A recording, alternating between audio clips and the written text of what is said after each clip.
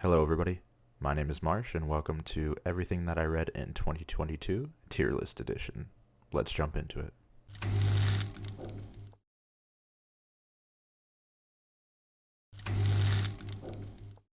So, I'm not a crazy huge reader. I read a total of 30 books this year. Some of them I combined because they're the same volumes or issues of certain comics or books that I've read.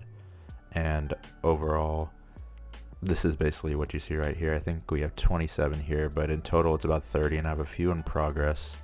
And I'm going to go ahead and give you a brief summary of how I felt about it and where I would put it on the list. So let's go ahead and just jump right into it. So starting with the first one that we have here, Sandman. So this one currently in progress. I did see the TV show. I have a review of it if you want to watch, but it's in progress right now. I like the comic a lot more than the show. If I was ranking it up here, I'd probably put it in a B for now. But since I am still working on that, we're going to drop it right down here. Number 2, No Longer Human by Osamu Dazai. I'm probably pronouncing that incorrectly and I apologize. But this one was actually something that I saw PewDiePie recommended like a long time ago and I decided to read it. Heard it was like super depressing. It was, but was it amazing? To be honest, not really. I was kind of disappointed. I don't know if I just got like hyped up. Everyone was talking about it. I'm kind of hovering between C and D for it, to be honest. I'll give it a C for now. And then I might change it up later and see how things go. Next was Brave New World.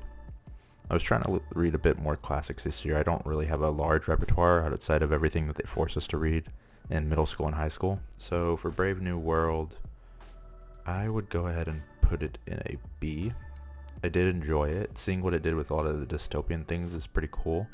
And I thought it had certain things to where it's stuff that happens nowadays, which was kind of interesting because it's something that I would sort of see how they predicted certain things that we do in 2022 today. So I don't know. Overall, I kind of liked it. I haven't read 1984 yet.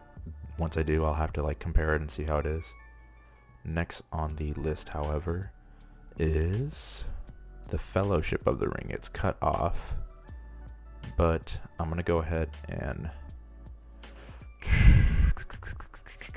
S or A. That one's tough. I'll put it in an S. It's not going to be my favorite read of the year.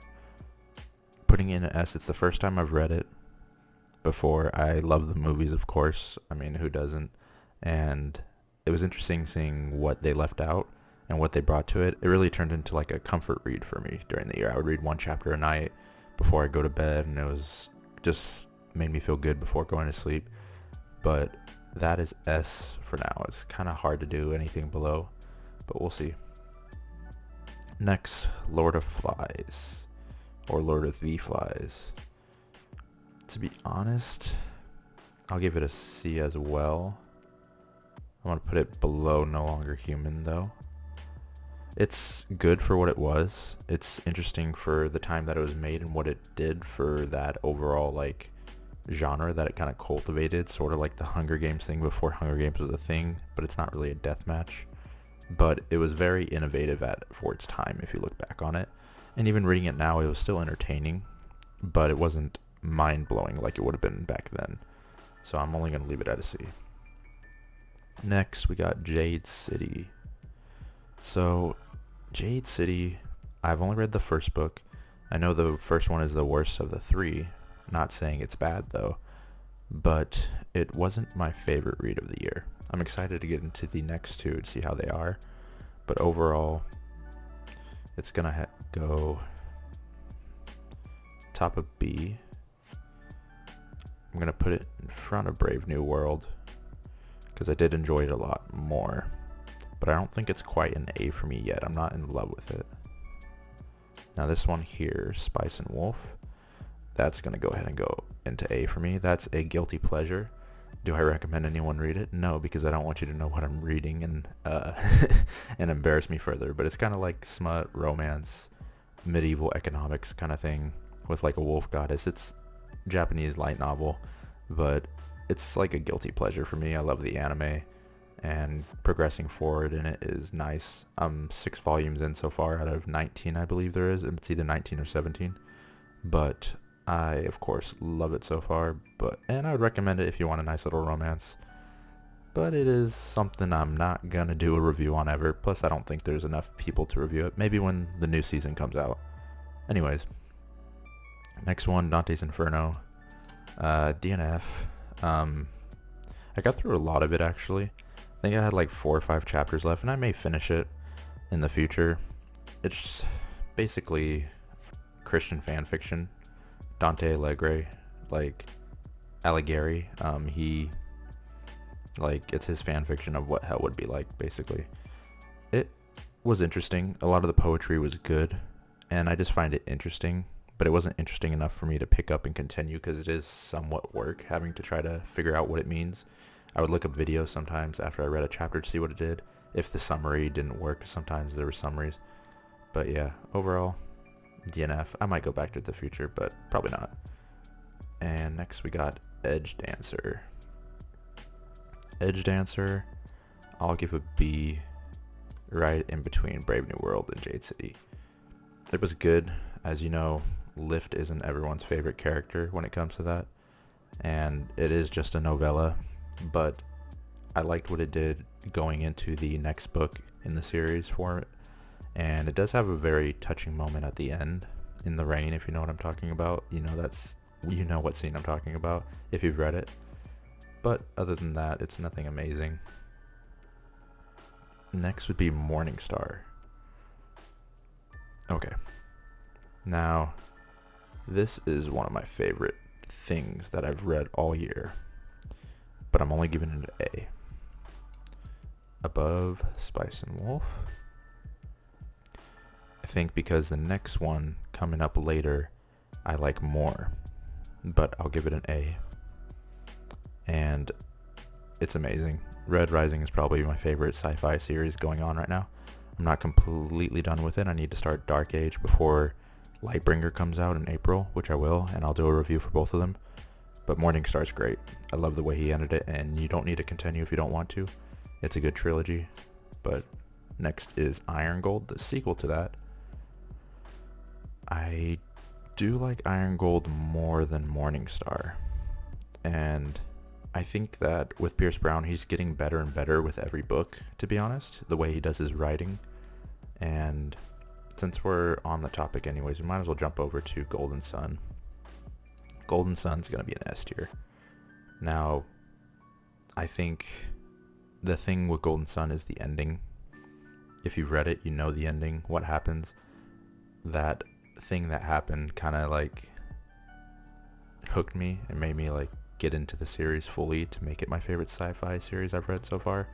I haven't read a lot of sci-fi, more fantasy as you see, but I'm going to start reading more sci-fi, and so far Golden Sun is my favorite of all of Red Rising that I've read.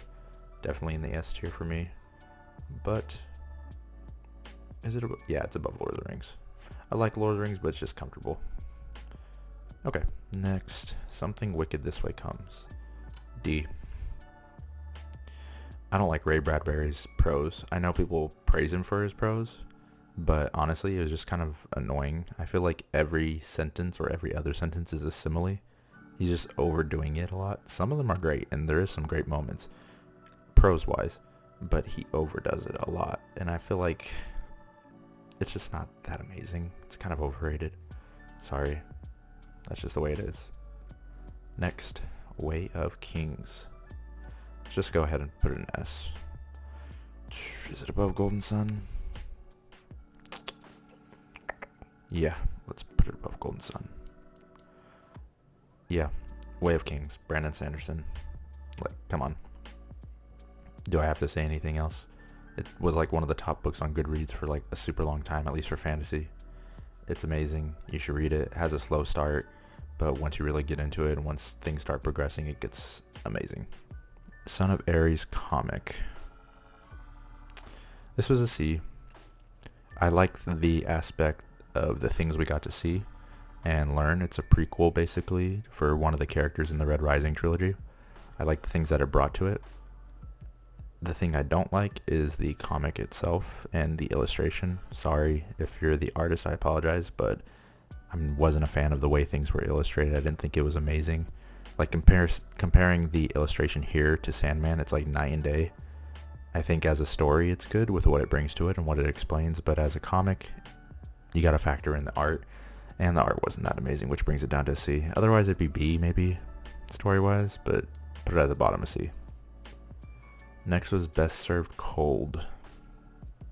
To be honest, I loved the first trilogy of the first Law trilogy, but I wasn't really feeling Best Served Cold. I don't know if I just wasn't in the mood for a revenge tale. Where would I put it, though? It's not going to be A. I'll put it above Edge Dancer. It was good. The character work was good, of course, with Joe Abercrombie. I just don't think I was feeling a revenge tale necessarily. I'm not a big fan of revenge tales, at least the way they were doing it. It was just kind of like predictable at one point with the way the plot was going, and I don't think plot's necessarily the strong point for Abercrombie. He gets better and better, but I think characters are what you're really there for. I don't like it better than any of the first 3 books in the First Law trilogy, and I know some people said it's like the best one in the standalones, but after reading it, it made me kind of not want to read the other standalones and just jump to the next trilogy. Let me know if it's worth reading the other standalones first, though, before I go to the next trilogy. I know it, like, there's context to certain things, but I don't know if it's worth it for me if I didn't enjoy Best Served Cold, which might be the best of the 3. I know Red Country, I believe is like everyone's least favorite, but I don't know. That's kind of lukewarm on it. Okay, next, Oathbringer by Brandon Sanderson. I would put Oathbringer below Morningstar. So, it was good. I don't think it's the best Way of Kings book. I still need to read, not Way of Kings, the best Stormlight Archive book. I still need to read Rhythm of War, and I'll do that in 2023. And the things that helped with it were the references and how they tied things together with Warbreaker and other things. But I don't think it had the best plot of any of them. It, of course, had a great backstory for the character it was covering, and an amazing battle at the end and everything. But I don't think it was my favorite. I wasn't as enraptured with it as the others. Okay, and then we have Master and Margarita. I put it top of C. It's interesting. It's a ride. It's funky, crazy, and you can't really predict what it's going to do at all. But it's a Russian classic, the first one I've read, and getting used to the Russian names and how they do all their naming stuff and dealing with it was a little hard. It took me a while to get through it. A lot of the classics I read took a while to get through. I was really trying to broaden my horizons and read more classics, but I don't know if this was the best choice for my first Russian, but I did enjoy it. And I don't know if there is a movie, but it'd be pretty interesting if there was, honestly. Next, we got Warbreaker. I would put Warbreaker top of B for me. I really liked the love story in Warbreaker and how they handled that. Might be my favorite love interest between any Brandon Sanderson characters. I don't think necessarily that's his strong suit, but the one that happens is great. I thought it was funny. The end was a little which is why it's a B and not an A for me. But overall, I really enjoyed it. I can't wait for the sequel. I like the characters that are tied into that and Stormlight Archive because, as you know, the Cosmere has linked characters and stuff. They're not linked per se, but there are certain things that carry over. And so that really made it enjoyable reading it between the Stormlight books and being able to see the connections. And so it's top of B for me. Bram Stoker's Dracula. That's a D. D for Dracula. Yeah, there's like something we could. This Way Comes only going above it because it was shorter, easier to get through. But Dracula, the first 100 pages are great when it's focusing on Dracula, and then it just carries on and meanders, and it isn't the best. It's also an epistolary, so a lot of the stuff is through letters and notes. I may put a review up for this one if I get time to film a review, but I see why people were obsessed with it when it came out, and I give it that.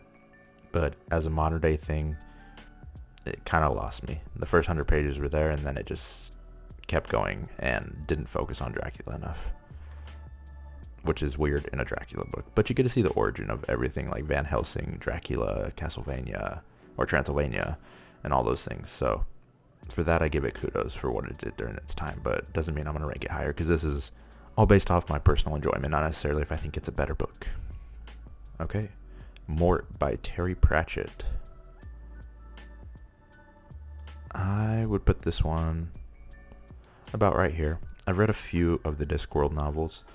I've read Guards, and Mort, and there's one other I read, I can't remember at the time.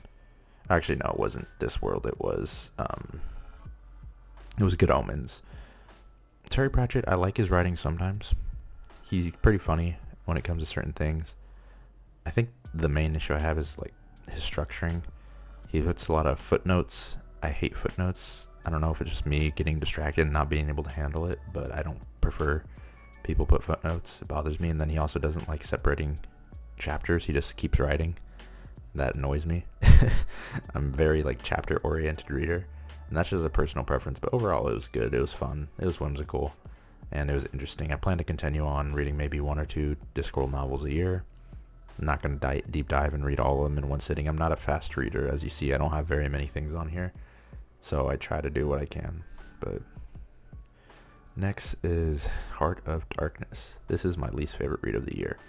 In fact, I'd probably do an F tier if I could for it, but I didn't. I'm too lazy to do that, so we'll leave it as is. Actually, no, we'll just leave it as is. But oops, that messed up. Heart of Darkness. It's a classic, obviously. The only props I give it is it's short. It's about a guy telling his story on a boat about his trip through the Congo. It's extremely racist due to the context. It's colonialism, so that's expected. But that's not even the main issue. It's more the writing. I don't know if it's because it's about a guy telling his story, so the way the guy is telling his story, he oftentimes will like go through a few sentences talking about a certain thing, and then he'll jump like a few hours in the future randomly without telling you anything. I feel like it would constantly like jump to a new thing, jump to a new thing, jump to a new thing without even telling you. And I don't know if that's because it's set up to be a guy in a boat telling the story to everyone, or if it's because it's just Joseph Conrad's writing. I mean, some of the descriptions were great, but that really annoyed me. It was really hard to keep track of the book as it kept going. So, D, least favorite read.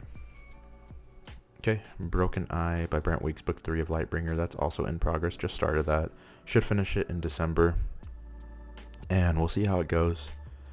With that, I really enjoyed the first 2 books. If I were ranking them here, they'd both be an A. But this one so far, I'm only like 60 pages in, so I can't say much about.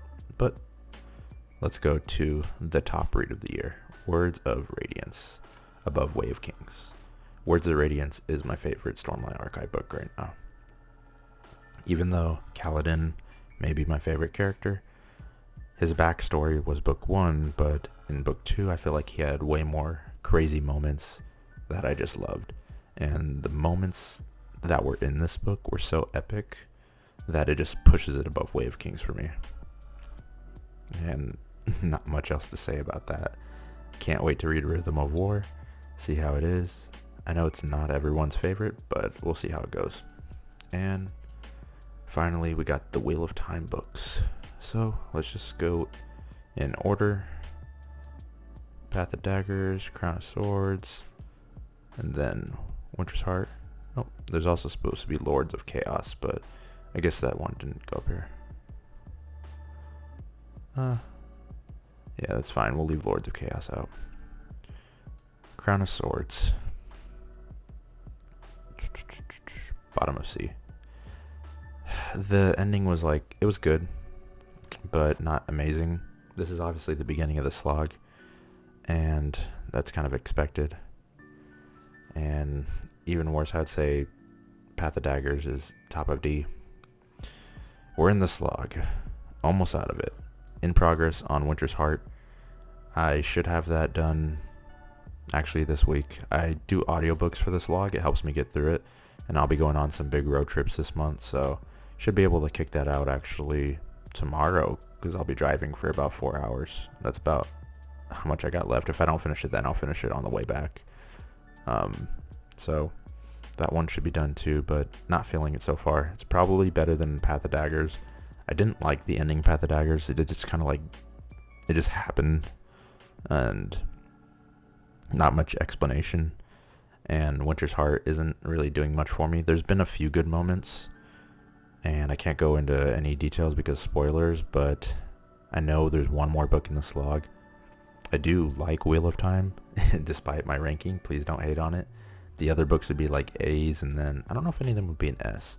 I'm definitely going to finish the series. I plan to finish it in 2023 via audiobook, or once it starts getting better, I'll pick up the actual physical book.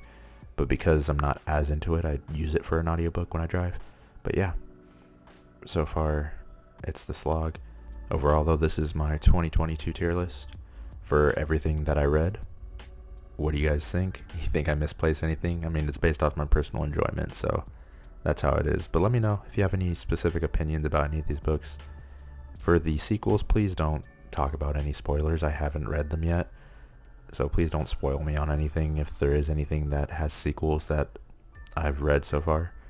But this is my overall enjoyment. I like doing it like this. I might do this again in the future, and I think I'm going to give you guys a video on my books to read in 2023, or what I'm planning to read, because there is some stuff I have in order. Overall, thank you for watching, everyone. If you could like this video and subscribe, that would be greatly appreciated. I hope you have a wonderful rest of your day, and I'll talk to you later. Bye-bye.